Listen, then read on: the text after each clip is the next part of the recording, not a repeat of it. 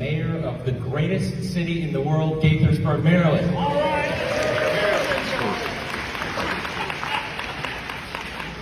And I'm glad I got that response because I know there's a lot of you from out of town, and you know, sometimes people get a little shy about that. Am I really saying Gaithersburg's the greatest? It's okay, you're not being recorded, it's okay. On behalf of our city council, our staff, our residents, I'm honored to welcome you to our city. City of Gaithersburg has a large and diverse senior community with more than 73,000 residents, almost 27% of whom are 55 and older. Today's workshop is incredibly important, not just because of our growing and robust senior population, but because these programs, Social Security and Medicare, are lifelines for many seniors. According to the National Committee to Preserve Social Security and Medicare, 9 out of 10 seniors 65 or older receive Social Security benefits. Without these benefits, almost 40% of seniors would live in poverty. As there is a growing focus on these programs, we must provide as many opportunities as possible to support our seniors and help them navigate what can be a challenging process. We're honored to serve as the host facility for today's event. I want to thank our wonderful representative, April McLean Delaney. Let's give her a round of applause.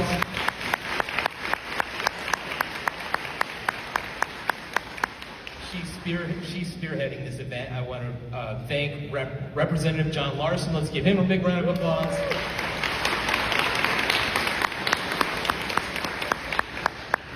I want to thank National Committee to Preserve Social Security and Medicare President and CEO Max Richmond. Give him a big round of applause.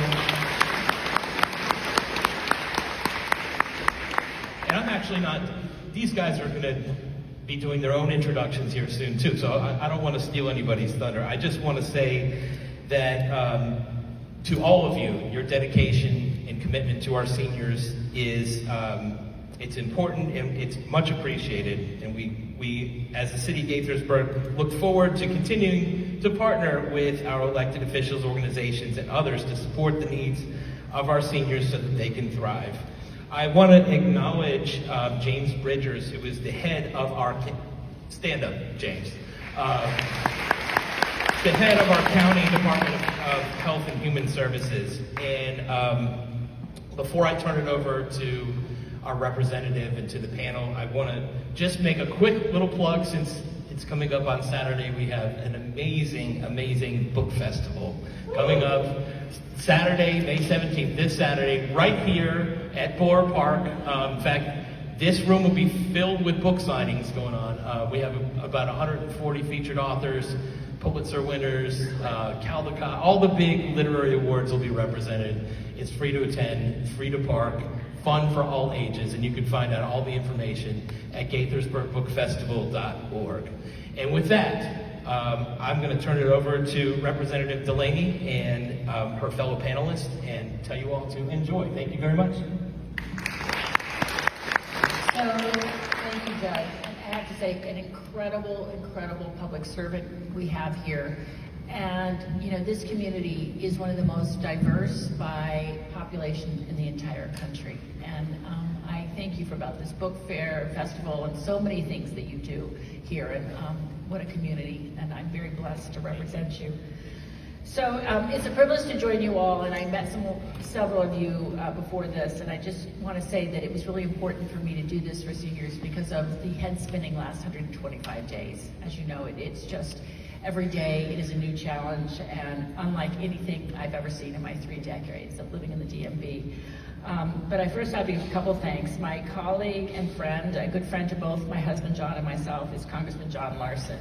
And he really is an icon. And he came here from Connecticut here today because he so cared about this issue, and he's such an unbelievable expert in this arena. He's been ranking member. He's ranking member of the House Ways and Means Social Security Subcommittee, but has served in the past as both chair and vice chair of our Democratic caucus. And he just is so well respected, but leads with courage and vision and relentless commitment. And he is really a true commitment for Social Security and for seniors and for this country, and I'm proud to stand beside you in the fight. I also want to just thank our panelists, Max Richmond, who's the president and CEO of the National Committee to Preserve Social Security and Medicare, and another incredible expert, and Dr. Patrice McGee, Chief of Aging and Disability Services for Montgomery County. So thank you. Last I'll say is that it's really important for me, given what has been happening and the fear, the uncertainty, it has been a big deal for me to make sure that I have forums and also resources for all of my constituents. I did a job fair with Westmore about a month ago in Frederick, but it was really important for me to give resources, and I really thank all the organizations here who showed up, whether it be in healthcare or MANA or transportation or our police or health insurance. It's really important, and please utilize these services and know that we continue to use them and that our office is always open. So just a quick preamble, because I know you want to get into questions, but as you know, sadly right now in Washington, the Republicans are working on a budget that is not the budget. It reflects values. I think how you spend your money reflects values. That would permanently extend the Trump tax cuts. It's about a $4.5 trillion price tag. And that tax cut overwhelmingly, as you know, benefits America's wealthiest individuals by taking away some of the services and core benefits that seniors rely on. And just a couple of things. Rep. Larson gave me my own little Social Security card with MD6 statistics. There are 136,896 Social Security recipients in my district who receive $255 million in monthly benefits, including almost 104,000 retirees, almost 8,000 children, 7,200 widows, 3,725 spouses, and 14,255 disabled workers. That's a lot of hurt and a lot of people, and really important. And really, nearly 13,000 seniors over 65 in our district also rely on Medicaid, and they could lose access to health care. These cuts are just cost-effective, they're cruel, and I wanted to say that we're pushing back. And I support the hands-off Medicaid and snapback to block these extreme cuts and protect these critical lifelines. And I've signed on a petition, and I really think you all have paid for many of these, you've earned these benefits your whole life, and I think it's so important that we don't have political gamemanship. I am a proud co-sponsor, and I think that Congressman Larson will talk about it, of keeping your field offices open act, which stops Elon Musk and the administration from closing critical Social Security offices. So you all can actually have those offices open when you need it in person without delay. And the thing that really gets me, and this is something because I spent my lifetime in communications and protecting kids online, is the Protecting Americans Social Security Data Act, which Congressman Larson leads. And it protects your sensitive data from political interference, strengthens privacy safeguards, and ensures that information is secure.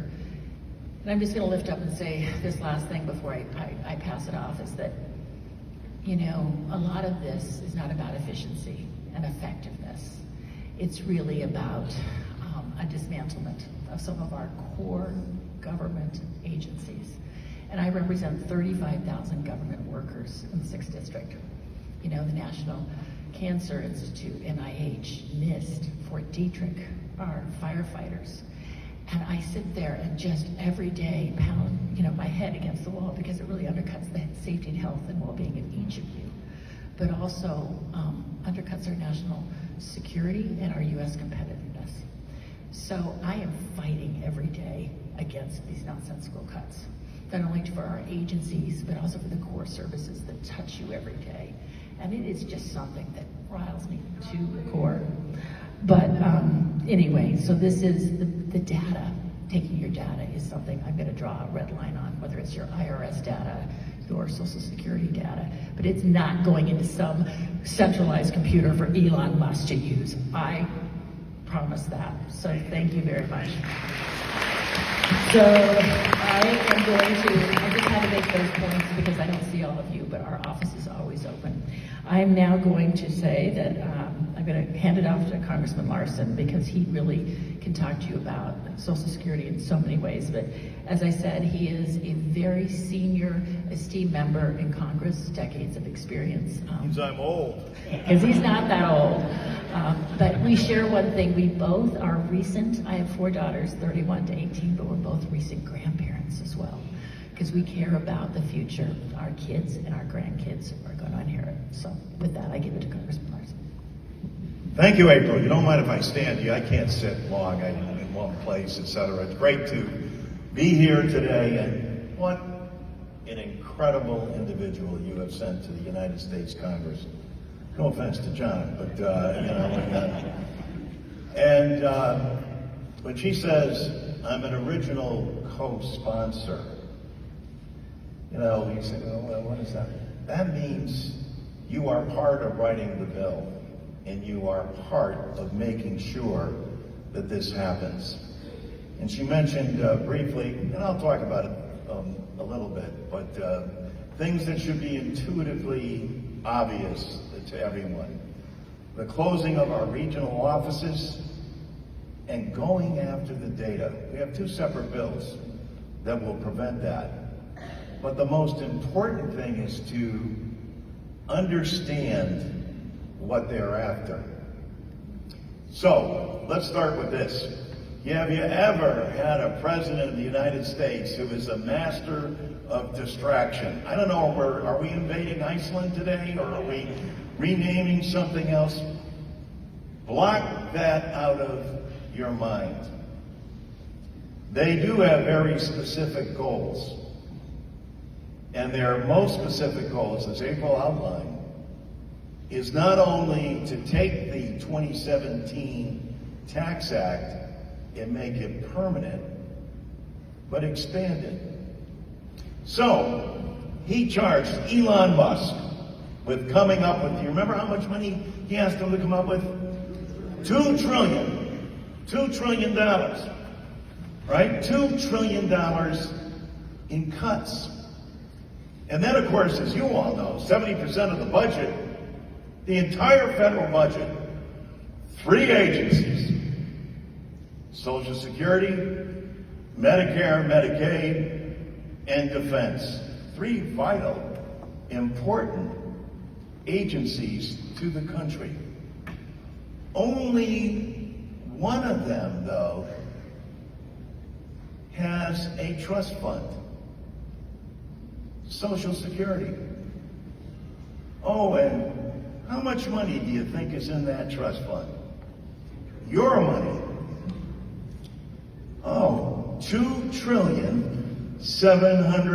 Do you think there's any coincidence whatsoever why they are looking here?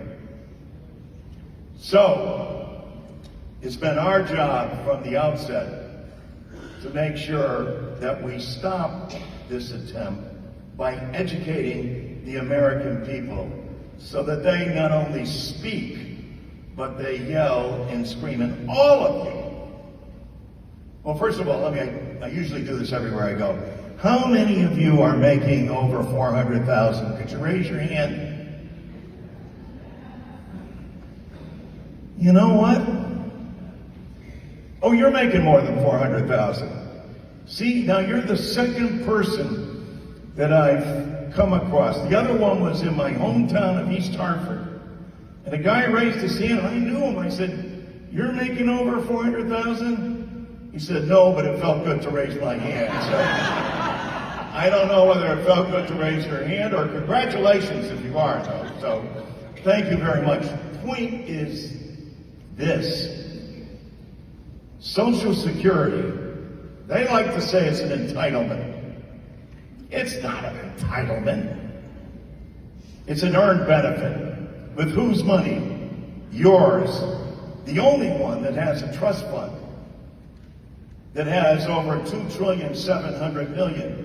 But when do you think the last time Congress did anything about that to enhance it? When? Someone said 1983, I think, but it's actually, in 1983, they did something, but they didn't enhance it. They raised the age, and everybody should be aware of this. For every year you raise the age, that's a 7% cut in your benefit over time. So, yeah, in 83 they did that, but Tip O'Neill compromised with Ronald Reagan and with Bob Dole at the time. Bob Dole gets some credit here as a Republican senator because Reagan wanted to privatize it. Now they're out to privatize it again, but they have a different way of going about it that's a little more clever, and why we need to expose them on it. Because shutting down the offices, getting rid of the help, they're not so much concerned about you, though you're all directly implicated. They want to sell this down the road that it won't be there for future generations. Social Security is the largest insurance plan in the nation. I come from Hartford, Connecticut, an insurance capital of the world. Average administrative costs for an insurance company are 16 to 26%. You know how much Social Security administers the largest program? Over 73 million people. Because of recent cuts from the Republicans, under 1%. And with that, the most effective and efficient plan, and we don't have to go back to 1929, we can go back to 2008, 2009, where people saw their 401k become a 101k. Yet there was not one Social Security check that didn't go out on time. Why? Because it's a guarantee. Why? Because it's your money put in trust there, not just for pensions, but for spouses, widows, children, and disability. More veterans rely on Social Security disability than they do on the VA. You all know how important this program is. And yet, the last time Congress enhanced this plan, Richard Nixon was President of the United States in 1971. Now, yeah, there's been legislation. When I say enhance, I'm talking about improving a program. In '83, they raised the age. And that was a 14% cut in benefits. Something some of you may have been affected on, you, others not, depending upon when you get your Social Security. So, we have said from the start, this is what I love about April. She said, John, it's not enough to say we're going to protect Social Security. Of course we are. And frankly, if people did nothing, there would be a 20% cut in 2034 now. But the trust fund would still be there, probably throughout most of our lifetimes. But starting in 2034, if Congress does nothing, there's a 20% across the board cut. You may have heard the Republicans said, well, you know, the Democrats won't compromise. We think that what we should do is just raise the age to 70. Do the math. That's a 21% cut in Social Security benefits. That will not work at a time, especially during a global pandemic and global inflation, when money needs to come into the district. You heard what April said. What is it, April? How much comes in monthly? 250 plus million. Let me repeat that, 250 million. Where do people spend that money? at the local grocery store, at the local pharmacy, paying their rent, their mortgage, putting gasoline in their car. All that money goes right back into the small businesses and the American economy. So you know what that makes Social Security? The nation's greatest economic development plan that hasn't been enhanced since 1971. And especially during this time of inflation, when everybody's feeling the hurt and the squeeze and prices are going up, and yet you got a COLA increase a couple of times. But even the AARP has said, hey, that COLA is ineffective and doesn't reflect the true cost of Social Security. April Delaney's proposal does. April Delaney's proposal increases Social Security across the board for everyone. April Delaney's proposal gives everyone who has to continue to work out of necessity or otherwise a tax cut. You shouldn't be double taxed on Social Security. And she pays for it. And how do we pay for it? We say that people making over $400,000 have to pay what you do. Isn't that fair? They get a Social Security benefit too. But and President Biden was the one who came up with this proposal, all we're asking is that you pay the same amount that a person making 30, 50, 100, 150,000 is paying. Because right now there's a cap on Social Security. Each year it grows. Right now it's just above 170,000. My humble opinion, it should all be lifted, but lifting the cap on people making over 400,000 will both extend the solvency, but more importantly, now, because Congress has enacted since 1971, enhance the program for the people who need it the most, you. And what do we do with that money? You spend it right back in the American economy. Nobody's taking their Social Security check and going out and buying stocks and bonds. They're paying for basic necessities. And as was said by the mayor, for more than 40% of all Americans, this is the only benefit they have. That's over 28 million Americans.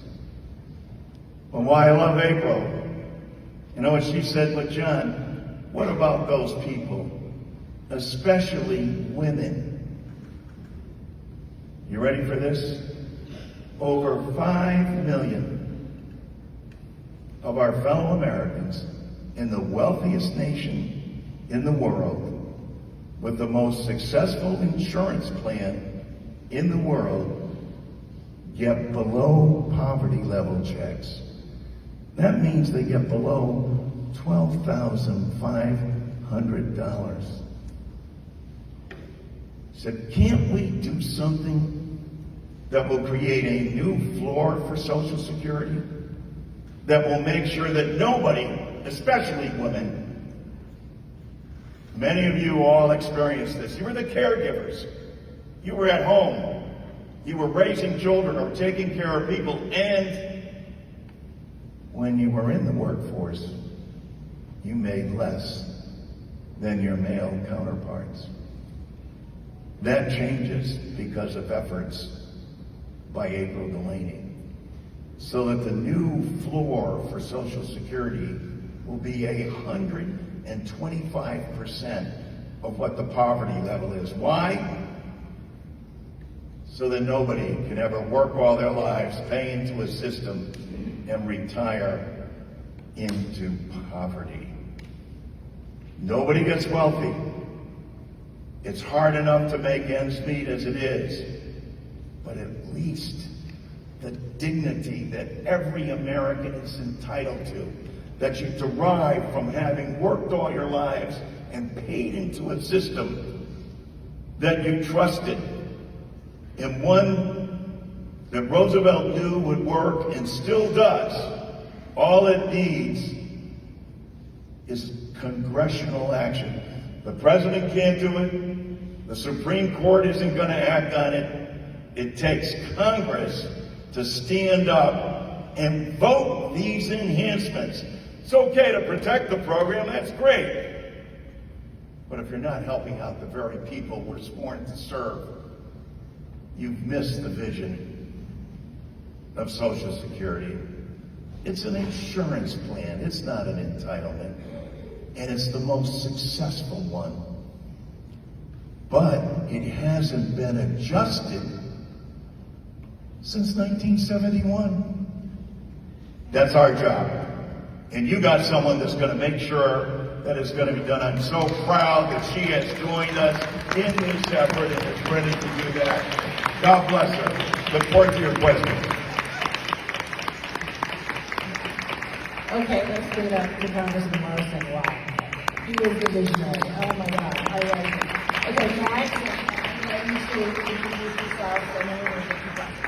Thank you. Thank you, Congresswoman. And thank you for inviting me. I'm Max Richmond. I'm the President and CEO of the National Committee to Preserve Social Security. And I wanted to thank the Mayor for citing some of the statistics from the National Committee about the number of people that are protected by this program. You know, Congresswoman, I should have known better than to talk about Social Security after John Larson. Because after he's done, there's not much more to say. You called him an icon when it comes to Social Security. Congressman, that's an understatement. You are the champion of Social Security in the U.S. Congress. You know I mean that. So, just quickly, because I know the Congresswoman wants opportunity for you to ask questions. Our organization was founded in 1982 by a former congressman from California. He retired and was worried about what the Reagan administration was up to when it came to Social Security. And he wanted to protect what he believed was his father's greatest legacy. This congressman was James Roosevelt. His father was President Roosevelt. And we've been doing all that since 1982, all these years. So in case you're wondering, the crew right here is our crew. We are filming, and I mentioned this to the documentary, and you're going to be interviewed as well, you know that. We're filming a documentary, producing a documentary for the 90th birthday of Social Security. It's August 14th. So we've been filming town hall meetings that I've been participating in. This is our communications director who's filming right now, Walter Gottlieb. So you all may be in the documentary. We'll be releasing it in the middle of August. So very quickly, you know, the congressman talked about what has been done, what needs to be done with Social Security. What has been happening under this administration is really a crime. Are you all worried about Social Security? That's why you're here, right?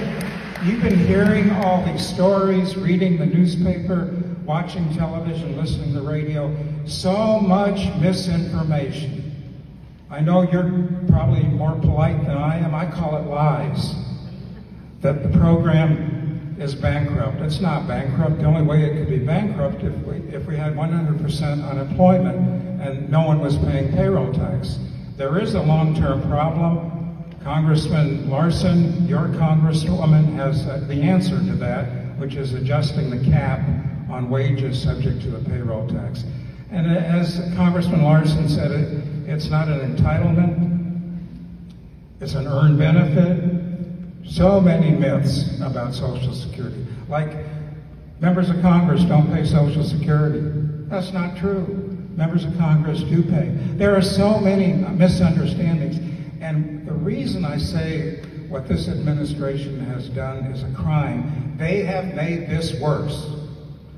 I don't know how many of you watched the President address the joint session of Congress about 3 months ago. He started talking about people that are 100 years old, 200 years old, 300 years old, implying that they get Social Security. That's a big lie. We all know it's a lie. And yet this, and what his pal Elon Musk has said about Social Security being a Ponzi scheme, which, by the way, President Trump has called it a Ponzi scheme in the past. Really? Ponzi scheme is not a program that is paying everybody their benefits for almost 90 years. That's not the way a Ponzi scheme works. So, you know, the congressman mentioned what happened when George W. Bush was president. He tried to privatize Social Security. You remember that? We were in our boardroom watching him the day after he was reelected in 2004. He came out to the podium. He said, I've earned political capital. I'm going to use it to privatize Social Security. And he traveled the country, town hall meetings all over the country. We did our best to stop that, and we did. A lot of organizations and champions in the Congress of Social Security made sure that didn't go anywhere. And with a Republican House, a Republican Senate, President Bush could not even get a bill out of those committees, out of the Congress. That died. What this is, as Congressman Larson pointed out, what this administration is doing is much more underhanded. They are undermining the support. The support all across the political spectrum, Democrats, Republicans, Independents, 80, 90% support, keeping this program and improving it, enhancing it, as the two representatives here have been trying to do. So what this administration is doing with all these lies is undermining that support, and when the next step is available to them, privatizing it, that's where they'll go. That's what I think is happening. And that's why you're here. I think that's why you're here. You're nodding because you hear all of this stuff about Social Security, and you're worried, and you should be worried. And people that go to these town hall meetings and listen to their members of Congress talk about Social Security are trying to get educated, trying to separate the fact and the myth, and that's what I hope we're able to do today. So thank you very much, and I'm going to introduce the next speaker.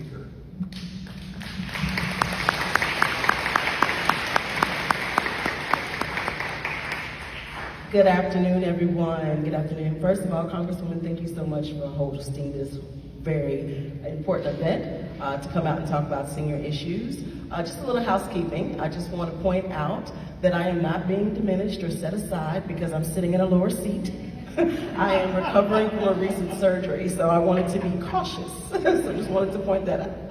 I am Dr. Patrice McGee, and I have the joy, the honor, and the privilege of serving as Montgomery County's Chief of Aging and Disability Services. Aging and Disability Services is the 4th largest service area within the Department of Health and Human Services, which is a 6th service area integrated health and human services, department. You met Dr. Bridgers, who had to step out momentarily. He is the director of the Department of Health and Human Services. Also in the room, we have Dr. Kimberly Johnson, who is the director of the Area Agency on Aging. So I want to shift gears just a bit and speak to you guys about some things from the local perspective. Aging and Disability Services is the service area that implements and administers all of the home and community-based service programs for persons with disabilities and the older adults. This service area implements programs and services that are administered and earmarked funding from the Older Americans Act. So I want to speak to you about the Older Americans Act just briefly. The Older Americans Act is a 60-year-old this year piece of federal legislation that established the state units on aging and the local area agencies on aging, which we call AAAs. There are 670 AAAs across the nation. These entities administer programs, Title III Title III and Title VII, programming to allow individuals to age in place, what we call age in place, staying in the communities in the least restrictive, safe environments. It's important that you understand that this piece of legislation is up for reauthorization. And so we are asking all of our advocacy groups and constituents to understand what that means. The dollars that are earmarked under this Older Americans Act legislation must be reauthorized in order for those services to continue. Services such as senior nutrition program that provides home delivered meals and congregated meals to older adults and persons with disabilities, providing food for individuals that otherwise might not have access to nutritious, healthy meals.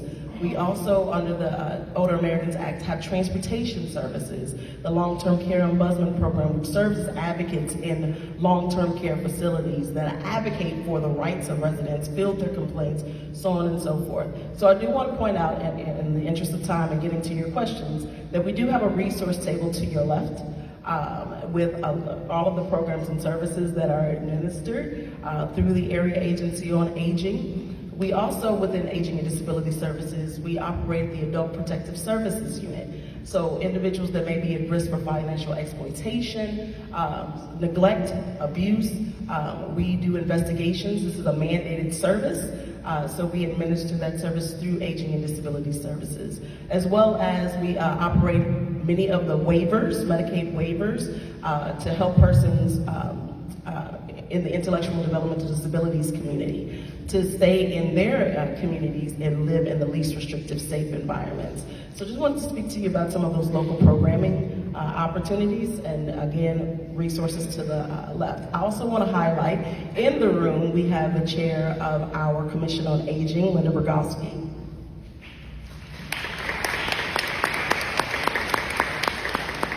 This is a body of older adults that are, for all intents and purposes, they are, I'm trying to find clean wording to use. They are animals, they are beasts, they're an advocacy group that really raises their voice. So what I want you to walk away from today is that your strongest ability is to elevate and raise your voice for all of the senior issues. Call your legislators, talk to individuals about your concerns, because the Commission on Aging spearheads those efforts here in the county, but it takes all of us to raise awareness and elevate senior issues. So with that, I'll turn it back over. So thank you. I really appreciate it. First, that is so important, and it is true. The Older Americans Act turned 60 this year, and we really need to reauthorize it. And the Administration for Community Living, which helps, like Meals and Wills, was actually disabled by the Trump administration. So we need to really look at that. Okay, so we're going to get to questions. And just one housekeeping matter. For those who don't get your question answered, we will answer it. You can. I'm going to be here an extra half hour or so. Afterwards, I will talk to all of you, and my office is here. And if it does not get answered, my office will respond to you, and it is always open. We've had over 70,000 people reach out to our office in the last 125 days, which is almost a four-fold increase over normal times. But you know what? We're keeping up with it. They're working 24/7, and we will answer each and every question. So take it away. Good afternoon, everybody. I'm sorry, I was just trying to make sure there's no interference with the speaker behind me. Forgive me. My name is Edina Bradford, and I'm with the Office of Congresswoman April McLean Delaney. And can we please give one more round of applause for our panelists?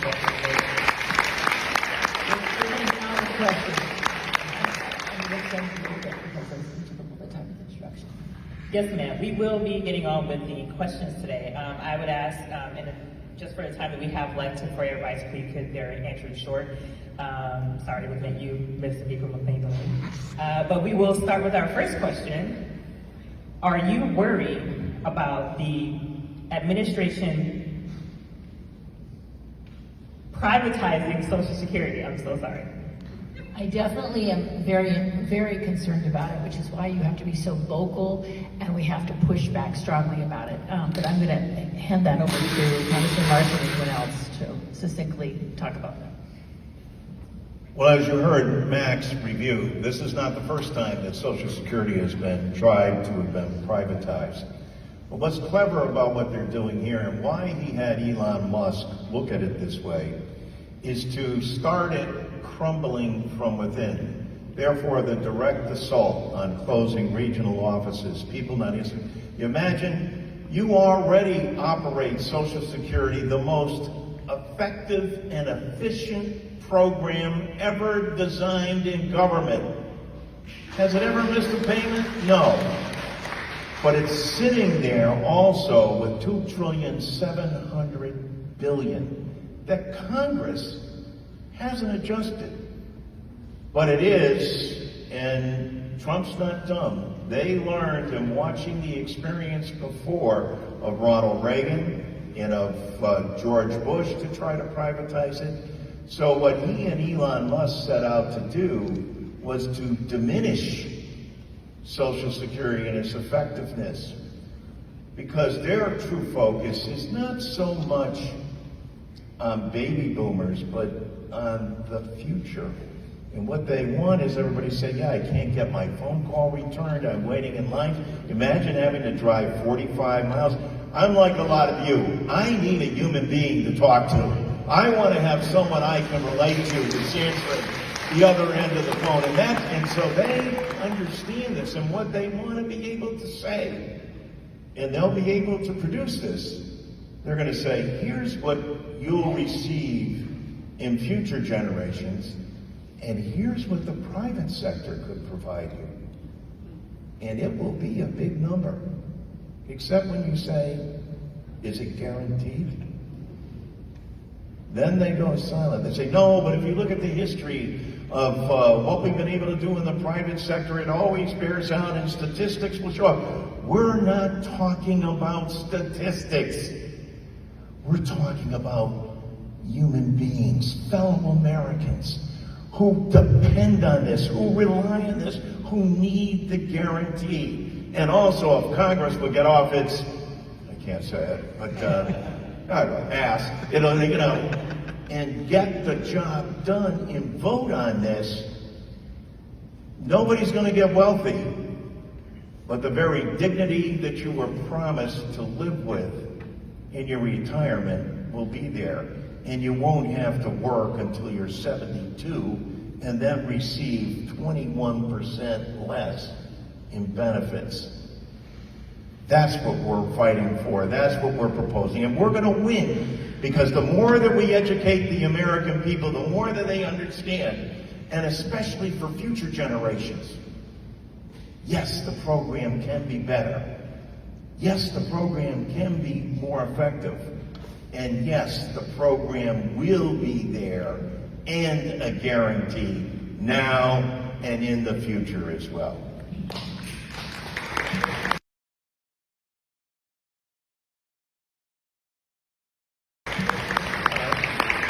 I want to just add one thing.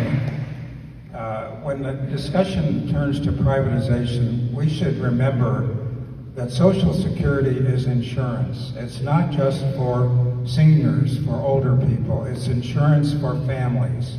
FICA, Federal Insurance Contribution Act, funds old age, survivor, and disability programs.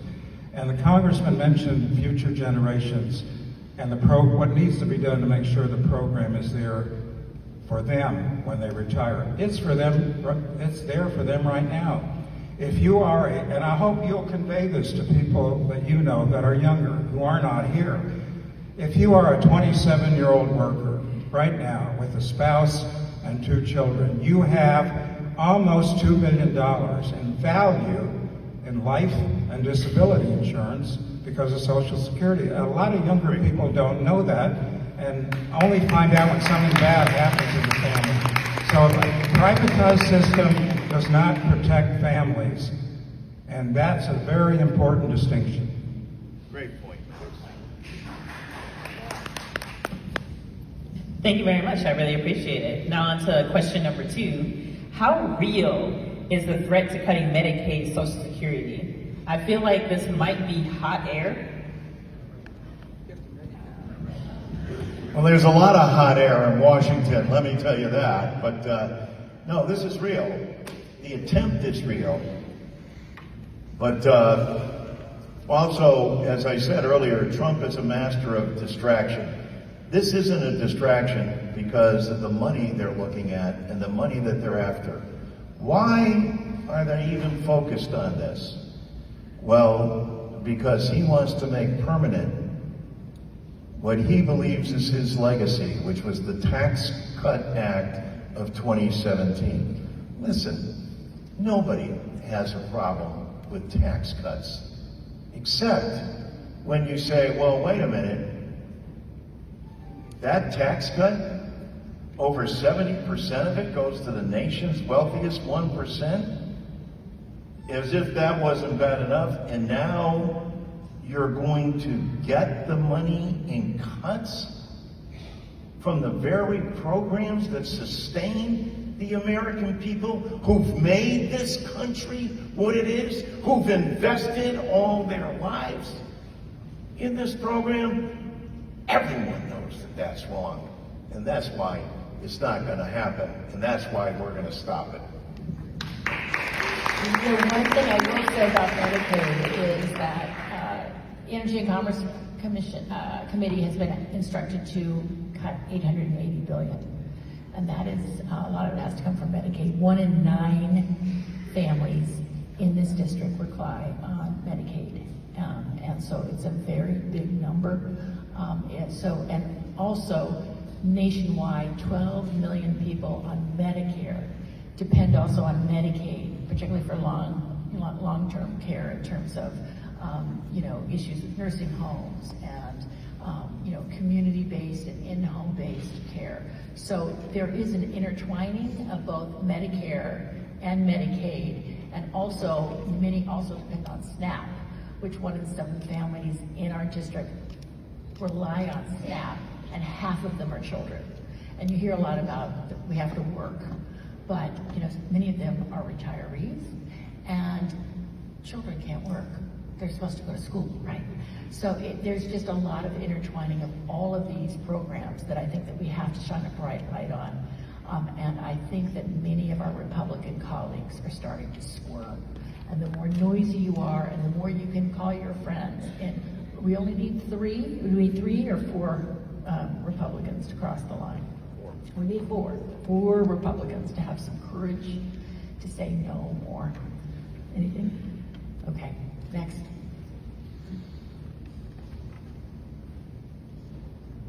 Thank you very much. For question number 3, can we do anything about cuts to senior medical research? Oh my God, I hope. As I said, NIH and National Institute on Cancer, they're all in my district, and the rifts that are happening in the program freezes are ridiculous. I about threw up when I heard on the State of the Union that Trump got up and talked about how he was going to fight childhood cancer, and yet he just fired all these researchers that dealt with childhood cancer and other cancers, all these cancer trials. So,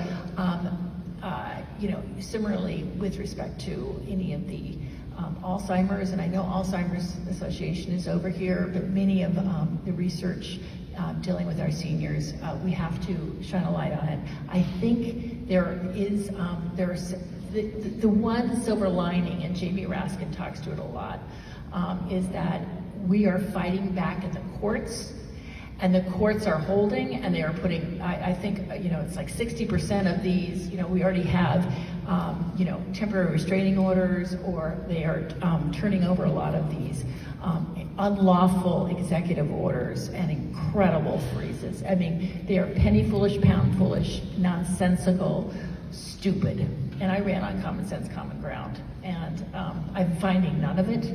But I told someone here earlier, common ground takes shared truths, and you start with the same set of facts at the beginning, and you have to have shared value outputs. And research is one of the most important things we can do to further innovation, health, and actually underpin world peace and our national security. So I don't know, anything else you want to add? Just quickly, that, and this is something you all intuitively know, why would we want to cede this area to China? the strength of the United States of America and why we've been able to supersede by a wide margin all the countries in the world is because of our great university systems and research and development that we've put forward. That's what makes America best. We outsmart, outthink, outinvest every other nation in the world. And to let up on that and to throw that away is to cede that ground. And China recognizes that. But there's nowhere in China that they have the freedoms and that they have what we have in this country. And so this is a horrible mistake, but I'm glad, as April has pointed out, and Jamie Raskin does just an outstanding job, that we're pushing back and winning in the courts as well.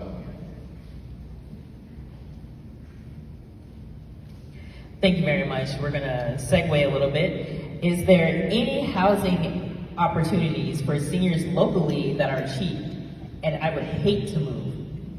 I'm gonna pass the mic over there because I think you know well.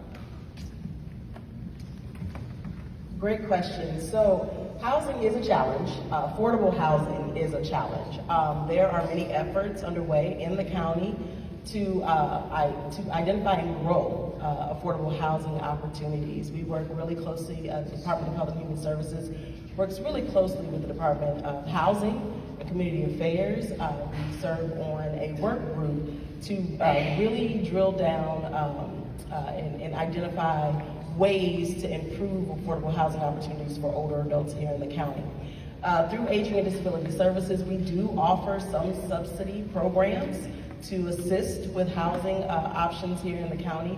It is, you have to go through the eligibility process to find out about those. But again, over at the resource table, you can garner information about that. But I do just want to let you know that your officials, your local officials, are trying to solve for that issue on a larger scale. And there should be more to come. I know the county council is really big on property tax and cuts for older adults. So there is a lot of effort to improve affordable housing option here in the county.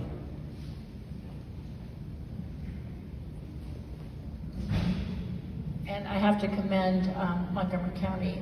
There was an affordable housing summit that I attended on Monday. I think it was Monday. I can't remember which day it was, but I believe it was Monday. And our county executive, but I think there is a big focus on ways to find tax incentives for developers, taking part of our county land to have more affordable housing built, and also dealing with some of the rent subsidies. So. Thank you. Another question that came up here. How can DOGE call a bunch of seniors dead, in quotations, in Social Security that are not? Because they lie. This administration just makes shit up. Excuse my language. They just make stuff up. Morning, noon, and night. And the problem with my party, in some ways, is that we actually believe in truth and in telling and research and in data and in, we actually talk about rule of law, right? And what it means. But the problem is yes, they are calling people dead, or they are saying that they are not entitled to it in other ways. But I think holding them accountable, and I think that's why the importance for me, and I'm going to pass on the mic, is that our court systems hold, and also that we have lawyers who will take up those cases. And Congresswoman and I actually just co-led a letter to the 9 law firms, the biggest, most respected, esteemed law firms in the country, that entered into agreements with the Trump administration for pro bono work, but the chilling effect and what that means on justice writ large. And so it's really important that we stand up and call a lie a lie. Yeah, and they're able to get away with it because where do people get their news today? Or a lot of people don't even use get their information from the 3 major networks anymore. They get their information on social media, And that way they're able to spread this in a rapid manner, so that unless people like yourselves who understand the truth and know intuitively that that's wrong, speak out. And the same holds true for the Congress, and the same should hold true for the major medias if they want to regain the strength. There's no more, I know we're dating ourselves, but there's no more Walter Cronkites to give you that clear, succinct message at night. And so they feel very comfortable spreading lies, distortions, and things that they hope will support their case. They have to be exposed. So it's true there are no Walter Cronkites, but thankfully there's a John Larson. And that's really important to keep in mind. So, I thought that was such a good question. It's not just that they lie, but they change the lie. Every couple of days it's a different lie. And that's why you're here. That's why people are confused. And that's why it's important to get straight information out. A few weeks ago, Social Security issued an order that you could no longer use the telephone to verify your identity. You're nodding, so I'm sure you're aware of it. You couldn't use the telephone to change where you wanted your direct deposit to go. A few days later, they changed that. They said, oh yeah, you can do that. A few days after that, we heard that you can still use the phone, but first you've got to go to your My Social Security account and navigate the internet, which is not that easy for a lot of people. So it's lies built on lies, which adds to the confusion. Which is why we've had 70,000 people reach out to our congressional office. But if anyone tells you that you're dead and you're not, please call our office and we'll help it. We'll help clarify. Thank you very much. Next question. Will these cuts to Medicaid mean a reduction in benefits for home care? And an explanation, it says, many disabled and elderly rely on Medicaid. Very good question. Yes, they do. A lot, and I talked about earlier the interplay between Medicaid and Medicare, and the fact that these benefits are so intertwined and how we have to fight for them. But I'm going to pass on a local level down the way.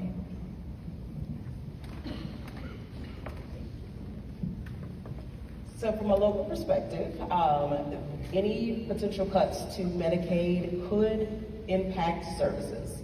So to connect some dots, I spoke in my opening about the programs that we administer within Aging and Disability Services, our home and community-based services that helps individuals remain in the least restrictive, safe environment. In a lot of ways, those are in their homes. And in order to stay in their home, they need home care. They need someone coming in, providing assistance with activities of daily living and other supports such as chore, transportation, different things that are needed in order for them to be as independent as possible. So a lot of those services are administered through Medicaid waivers. So that interplay that Congresswoman is speaking about is critical for individuals to be able to sustain and live and thrive in place. And so when you're talking about potential cuts to Medicaid and trying to find fraud, waste, and abuse in a system that has error rates built into it, chances are great the only way that you're going to be able to cut that is by cutting services. So we do not know what the full implication will be, but if there are any cuts to the Medicaid system, more than likely you're going to start to see some changes in your plans of service and what you're deemed eligible for based on the level funding.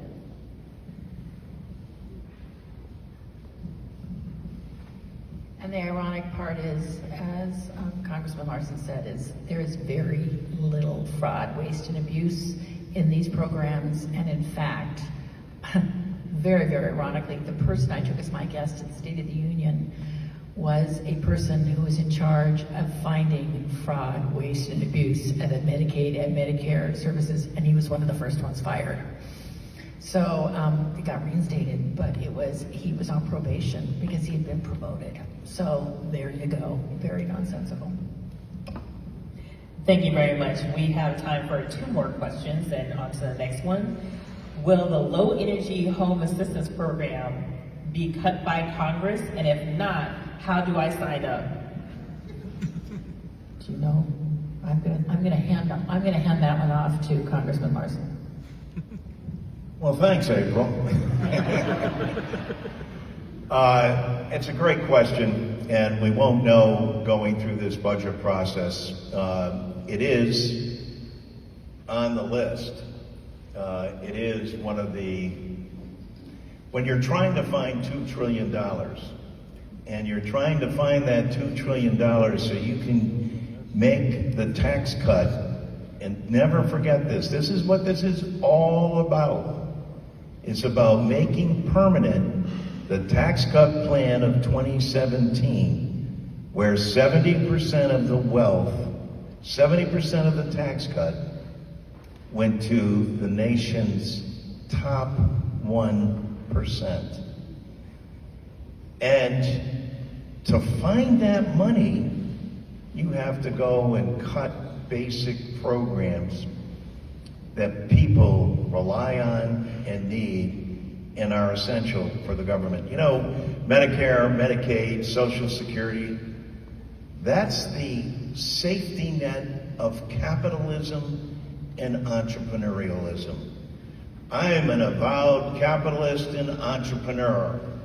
I think it's one of the greatest systems ever devised, but Roosevelt knew best that what we needed was a safety net there for the individual, for their own doing. And you know what that does?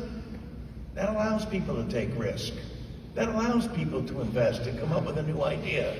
But if it happens to fail, for whatever the reason, their employees didn't get hurt, and there's an opportunity for them and an opportunity to pick themselves up and start all over. What a great system. Why in God's name would we ever think about changing that instead of strengthening that the way that we should?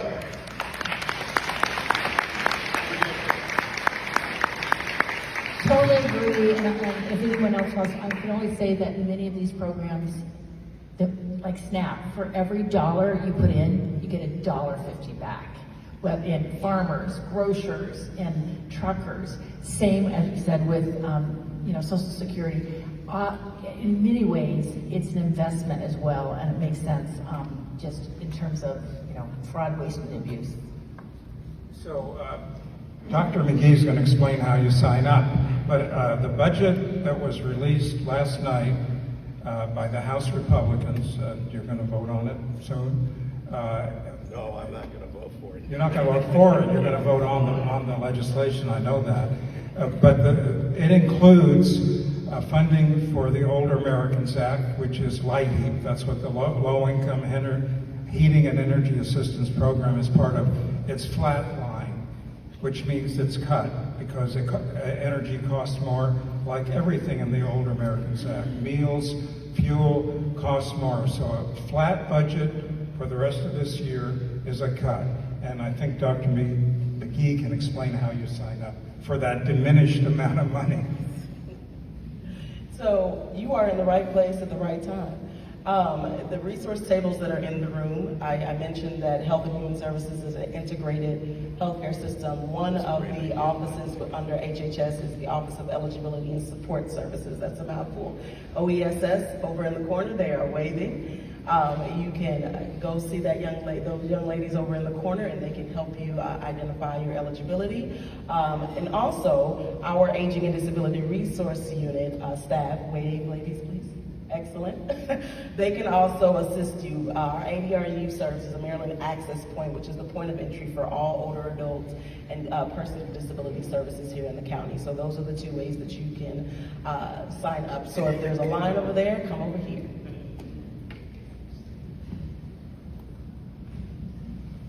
I guess I have to put the note why we have so many of these services is it's very scary right now. It's scary for everyone about these cuts, what it's going to do, and how do you fight back? And we will fight back, and we are going to win. We are going to stop this.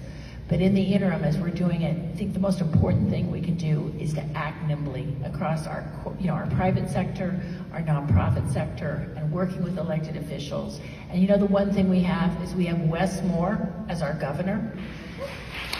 And an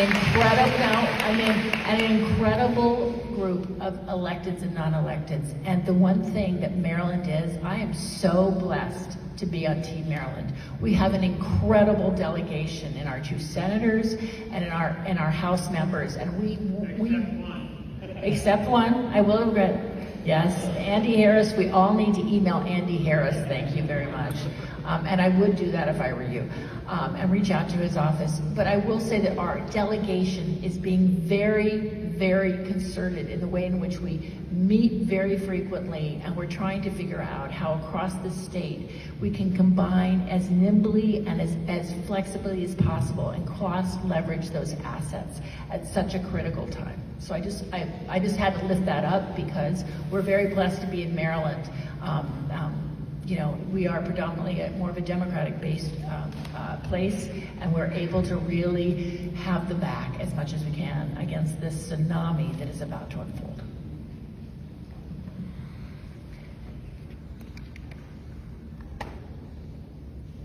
Thank you very much. And for our last question of the day, how is the Consumer Financial Protection Bureau going to be able to protect seniors from fraud when they all got fired? That's a really good question, and it also shows that. But this is happening across every single agency is getting these cuts, particularly those that for weeding out fraud, waste, and abuse. It seems fine to commit fraud on seniors and everyone else, right? It is absolutely bat crazy. I would say bat whatever crazy, but it is bat crazy. But I think that there is a lawsuit now, pending on that one. But it is a time where we all have to take action, and buyer beware, sadly. But I'm going to pass this also to Congressman Larson. Well, my grandfather Nolan used to have a great saying: "We may have been born at night, but not last night."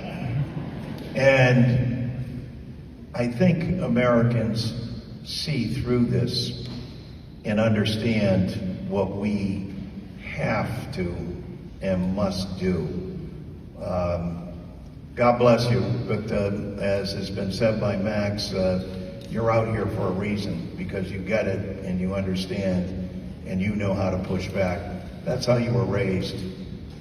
That's the values that you hold about this country, about your community and your state. Honor to be here with you.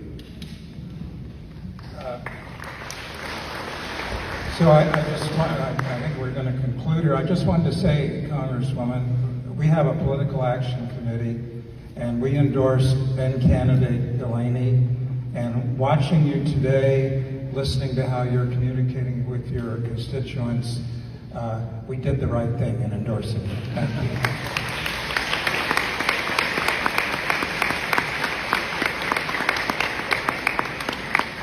So just one thing I want to elevate and highlight here, I mentioned the Adult Protective Services. We have 3 clinical teams within A&D that does exactly what the question asked. We investigate fraud, we investigate abuse, self-neglect, and neglect of financial exploitation of the older adults, as well as persons with disabilities. So the local team is fighting for you. We went through the Maryland General Assembly this year to pass some legislation that would strengthen our investigative actions and abilities to go outside of this region and advocate for persons that have been financially exploited. So there is some changes coming down the pipe with that, but APS is a mandated service. I would also highlight that the Social Services Block Grant is a proposed cut that actually funds a portion of what Adult Protective Services does. So if I leave you with nothing this afternoon, please elevate your voice. Your voice is important. Once you have the information, call your legislators, call individuals to advocate for your rights. Thank you. Thank you for this opportunity.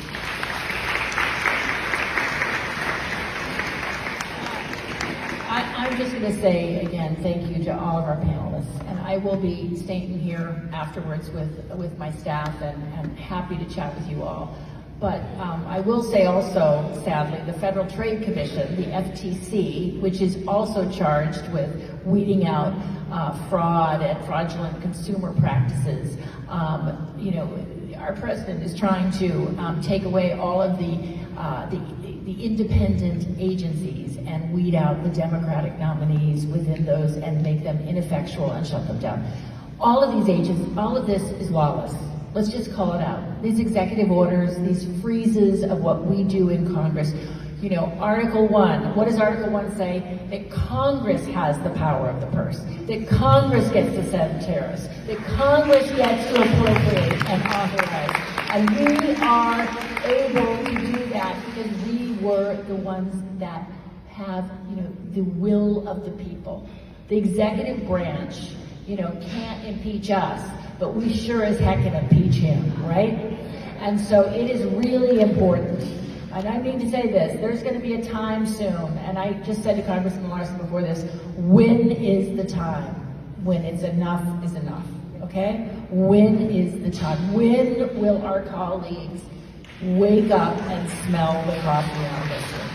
And so what does it take? It's not just the courts, but it's the courts of public opinion. And the courts of public opinion have to push those members. And whether it is in delegations state by state, whether it is, but you got my vote, I got your back. You've got our 2 senators, they've got your back. Andy Harris, not so much in Freedom Caucus. I don't know whose back he's got. But what we do need to do is rise up. Rise up. And that means, I'm calling my relatives in Idaho. I'm calling people I know in Illinois. I'm calling people across this country. And by the way, there are parts of our delegation that are going into Republican town halls and raising hay. I actually think the DNC and the DCCC should be airing ads saying, oh, is your child, has cancer? Well, they just got cancer trials. Are you not getting this? They did this, actually going into those districts and airing ads now against them and making them squirm. But, what are we doing now? We're doing everything we can. And I think that Congressman Larson and I, but thank you both, because you are here and fighting it every single day. At a local level, at a national level. And a documentary is what we need, because I hope it gets out as soon as possible, because we need it out as soon as possible with these votes coming. But I know it's thinning out, but we can do this. America, I still have so much, I say that I'm a toddler in training when it comes to Jamie Raskin, because there are very few people like Jamie Raskin that can quote Thomas Paine and can get out there. He's pretty good at a rally as well.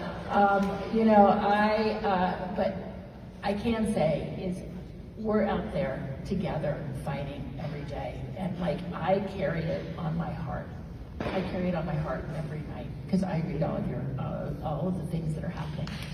But all we can do is we're going to persevere. We're going to persevere because we are better than this, and we're better than this administration, and we know our values, and we have to rise up.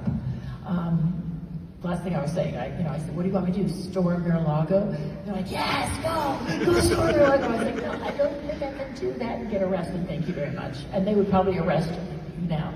But I think what we can do is all collectively. It's going to be one person at a time, but it's our voices matter more than anything. So fight. Anything that we can do in our office, we're there for you. I know Angela Alsobrooks, Kevin Mack is here from Angela Alsobrooks, but our senators have also jurisdiction and help as well over Montgomery County. And I thank you, and I'm going to give it to you just to say 20 seconds or 30 seconds or whatever you want in closing. But thank you so much, and thank you for showing up, because you got to show up to be in the fight. God bless April Delaney. I second that. And I third that. Thank you very much.